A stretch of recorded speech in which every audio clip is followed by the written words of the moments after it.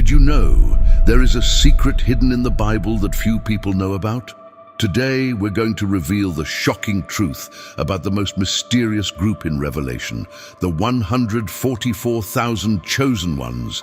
They have a secret mission during the end times. Could you be part of this group, or are they already among us? And the most surprising question, what happens to those who are not sealed? By the end of this video, you will understand everything the Bible truly says about them. So stay until the end as I unveil connections that no one explains and reveal something that could prepare you for the final judgment. Among the many mysteries that permeate the pages of the Bible, few are as intriguing as the number 144,000. Explicitly mentioned in the book of Revelation, chapters 7 and 14, this number has raised profound questions among scholars and Christians for centuries. But why is it so significant? And perhaps more importantly, what does it reveal about God's plan for the end times? The context in which the number appears is crucial to understanding it.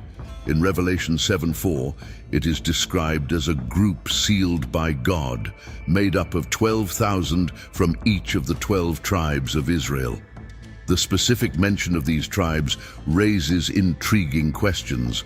Are these chosen ones literally linked to the Israelite lineage, or does the text use symbolism to refer to a spiritual people? The exact number, 144,000, seems calculated to represent perfection and completeness, a product of 12 times 12 multiplied by 1,000, a number often symbolizing fullness in biblical narratives. Still, a major question remains. Are these 144,000 chosen ones a literal number of people, or do they represent something greater? Some interpreters view the number as symbolic, pointing to the universal scope of God's people, while others believe it refers to a specific, literal group marked for a unique purpose during the Great Tribulation.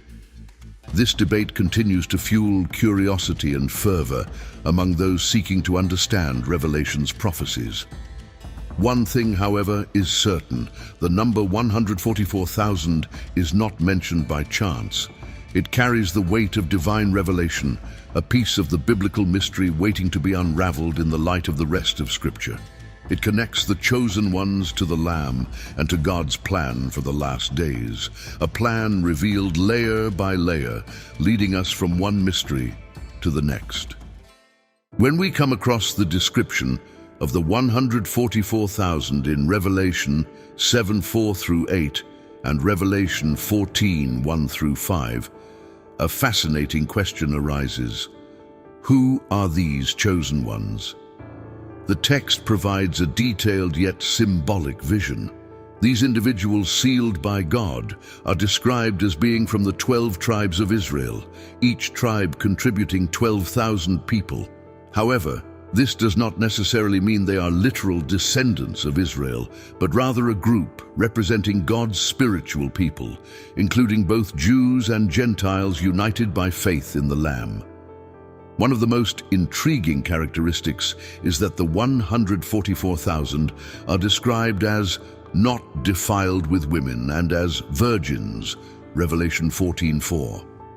Here, the figurative language points to spiritual purity, indicating a group uniquely set apart to serve God without reservation. This does not refer to physical literalism, but to their dedication to God's plan, remaining untainted by the corrupt systems of this world. They are a faithful remnant, chosen to remain unwavering in their devotion during the most challenging times. The connection to the 12 tribes of Israel cannot be overlooked.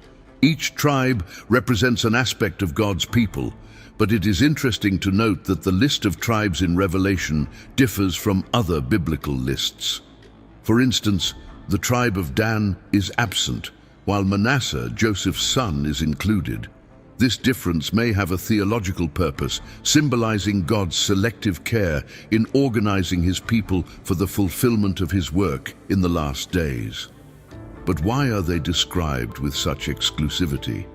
The 144,000 are presented as the first fruits for God and the Lamb, indicating that they play a special role in the divine plan. Revelation 14:4. They are a distinguished group, marked by a unique song that no one else can learn. Their mission and identity point to a level of purity and consecration that sets them apart from other groups mentioned in Revelation. However, the 144,000 are not only identified as a special group, but also entrusted with a singular and vital mission during the Great Tribulation. Revelation 7:3-4 provides an important clue. They are sealed on their foreheads with the seal of God. This seal, beyond being a symbol of divine protection, also identifies them as belonging exclusively to Him. Thus, their mission is directly tied to God's plan for redemption and judgment in the end times. During the Great Tribulation, a period of unprecedented divine judgment, the 144,000 are described as the first fruits for God and the Lamb. Revelation 14:4. This means they represent the initial harvest of a redeemed people amidst chaos. Their spiritual purity and unwavering faithfulness make them a living testimony of God's grace and power during times of profound darkness. But what exactly do they do? While the biblical text does not detail all their actions explicitly, there are strong indications that their mission is directly related to proclaiming God's message. Just as the trumpets and bowls in Revelation announce judgments, the 144,000, marked with the divine seal, appear to be chosen witnesses to declare God's glory and justice to the world.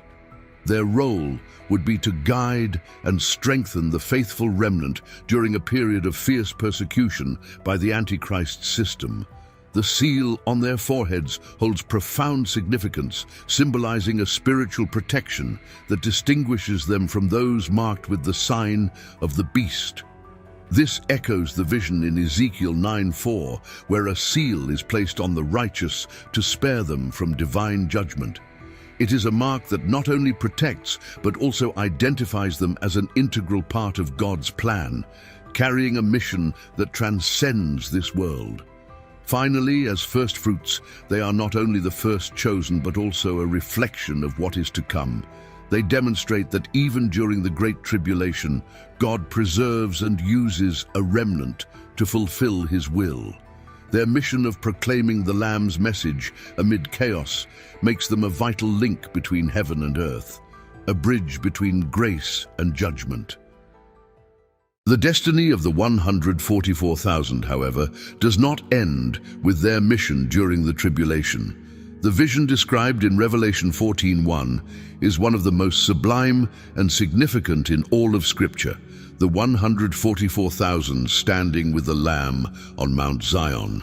This moment marks the culmination of their spiritual and missionary journey, a meeting that reveals both the Lamb's victory and the triumph of faithfulness during the Great Tribulation. But what does this scene truly mean, and why is it so important? Mount Zion, mentioned throughout the Bible, is often associated with God's presence and the place of His dwelling among His people. In Hebrews 12:22, it is described as the heavenly destination of the redeemed, where communion with God is complete. In the Revelation vision, the 144,000 are shown on Mount Zion as those who have remained faithful to the end. This is the place of the ultimate reunion with the Lamb, Jesus Christ, the center of all divine redemption. Alongside the Lamb, the 144,000 sing a unique song that no one else can learn, Revelation 14:3. This song is not merely music, it is a symbol of their unique experience. It reflects their journey of spiritual purity, their mission to proclaim God's message, and their victory over the forces of evil. It is an expression of worship born from a life fully surrendered to God's plan. The meeting on Mount Zion also carries powerful symbolism of victory. During the Great Tribulation, the 144,000 faced intense opposition, but their divine seal ensured protection and purpose. Now, Standing with the Lamb, they find themselves in the place of highest honor. This moment signifies the fulfillment of God's plan, where those who were faithful received their eternal reward. However, this scene is not just about celebration. It is also a milestone in the unfolding events of Revelation. The 144,000 and their unique song highlight the central role of the Lamb in the culmination of God's plan. Everything revolves around him, his promises, his sacrifice, and his ultimate victory over evil. The 144,000 described in Revelation are not isolated within the scriptures. On the contrary, they are part of a web of connections that spans the Bible, revealing God's ongoing purpose to protect and guide his people. To fully understand the role of this chosen group, it is essential to explore passages that relate to their identity and mission. The vision in Ezekiel 9:4 is one of the clearest links to the 144,000.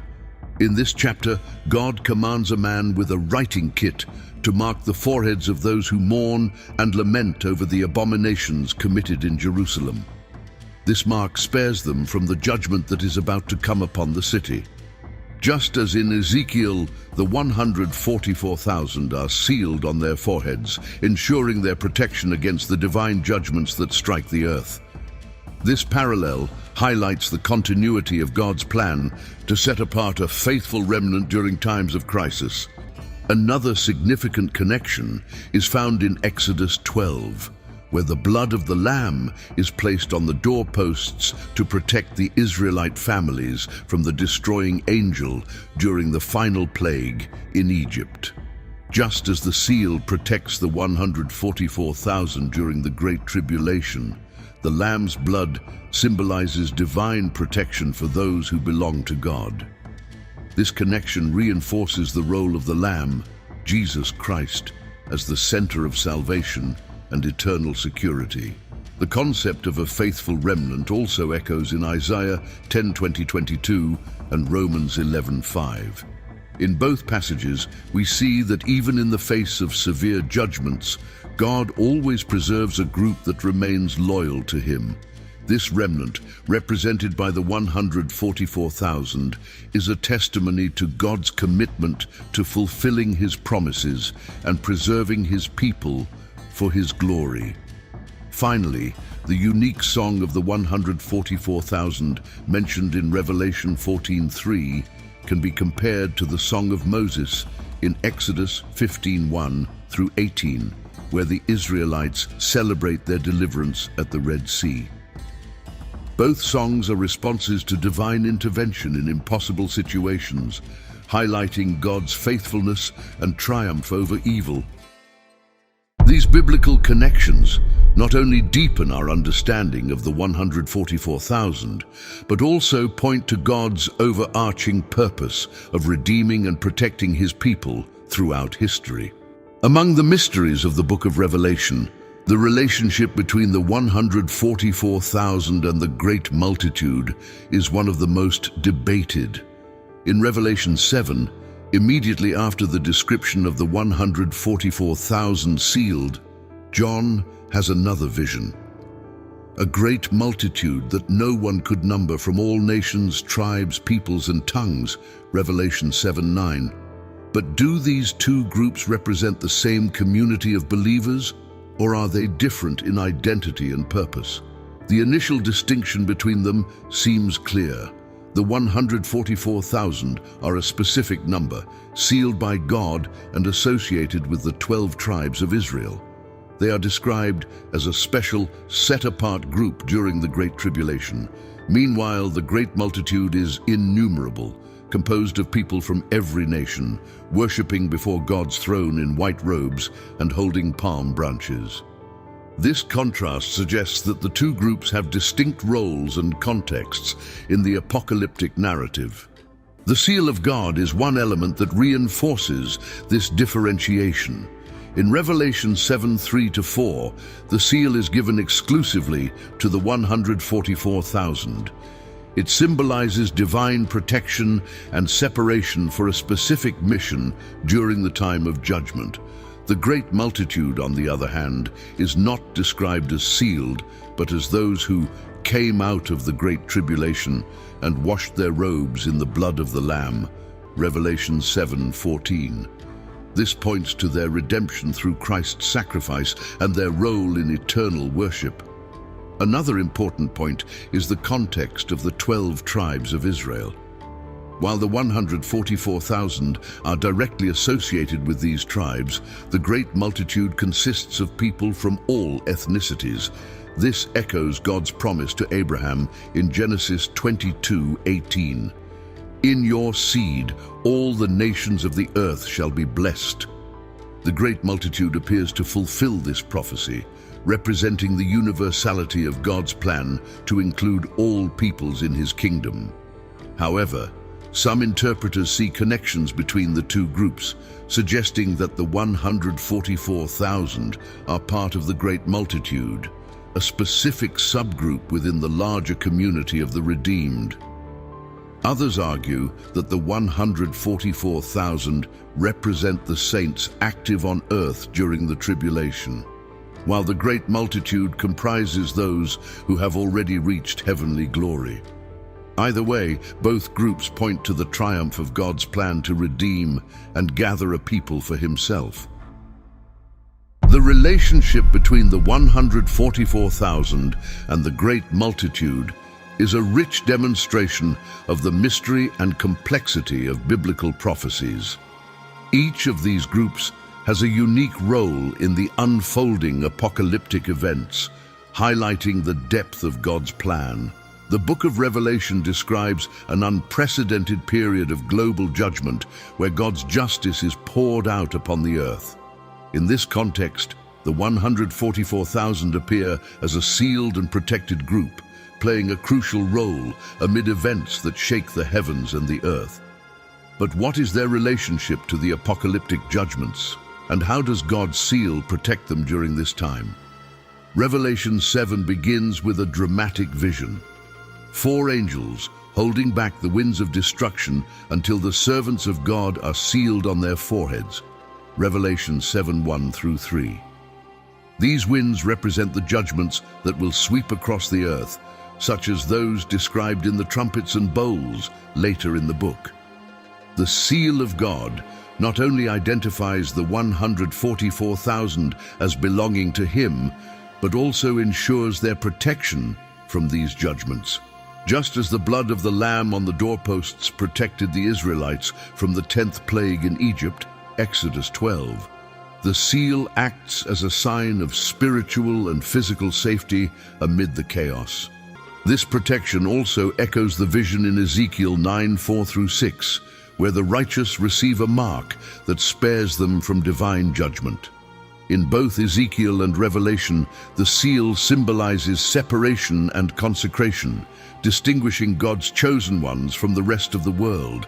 This reinforces the message that even in the darkest tribulation, God does not abandon his faithful people.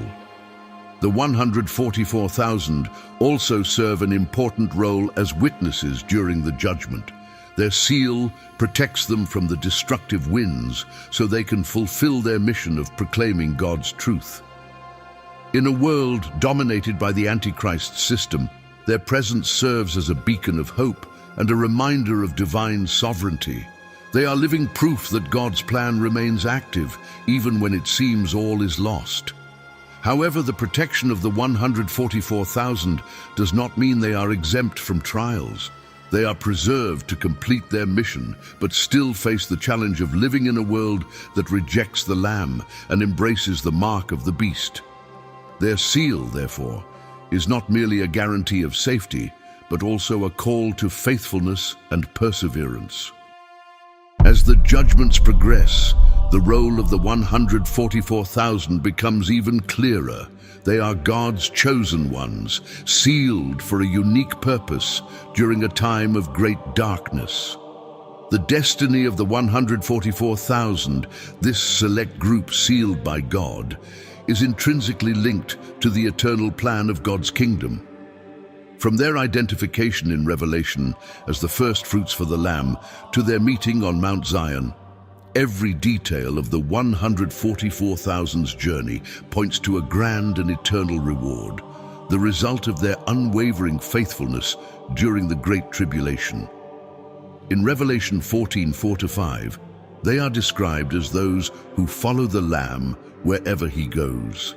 This phrase reveals not only their total devotion to Christ, but also their special position as companions of the Lamb in the new order established by God. They have not only survived the horrors of the tribulation, but have triumphed, being presented as blameless before the throne of God, a symbol of their complete purification and perfect communion with the Lord. The role of the 144,000 in God's kingdom does not end with their earthly mission. As first fruits, they represent the beginning of a larger spiritual harvest, reflecting what God will do in the lives of all the redeemed. This concept of first fruits echoes the offerings dedicated to God in the Old Testament, such as those described in Leviticus 23:10-14.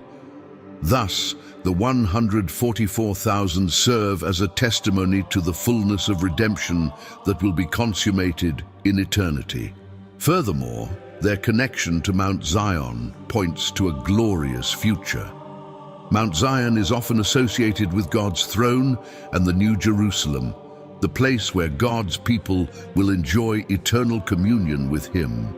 In Hebrews 12:22-23, it is described as the home of the spirits of the righteous made perfect. This suggests that the 144,000 have a prominent role in the new creation, serving as examples of what it means to live in complete obedience and communion with God. The final destiny of the 144,000 also carries profound significance for all humanity. They serve as a reminder of the universal call to faithfulness and spiritual purity. Their story challenges us to reflect on our own faith journey and what it means to be sealed by God. They are not merely an isolated group in Revelation, they are a reflection of the hope that all the faithful have in Christ. The 144,000 chosen ones show us that God has a perfect plan, even in the most challenging times. But what about you? Are you ready to answer God's call and live as one of His faithful? Don't let this message stop here. Subscribe to the channel, activate the notification bell, and share this with someone who needs to hear it. And let me know in the comments, do you feel part of the chosen ones?